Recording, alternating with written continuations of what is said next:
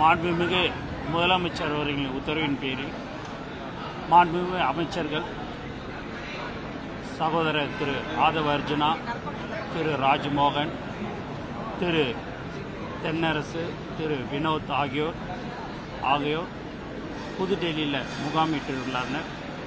அவர்கள் கோஆர்டினேட் பண்ணி உடனுக்குடன் தளபதி அவர்களுக்கு மாண்பு முதலமைச்சருக்கு தகவல் தெரிவித்துக் கொண்டிருக்கிறார்கள். முதலமைச்சர் அவர்களும் உடனுக்குடன் அது என்ன ஏது என்பதை எல்லோரும் மீட்பு பணிக்கு உண்டான அனைத்து நடவடிக்கையும் மேற்கொண்டிருக்கிறார்கள் என்பதை இதன் வாயிலாக தெரிவித்துக் கொள்கிறேன் என்பதை தெரிவித்து சார். இந்த 4 குழு டெல்லி போயிருந்தாங்க இல்லைங்களா? முதற்கட்ட நடவடிக்கையாக ஒரு 21 பேரை மீட்டிருக்கும்.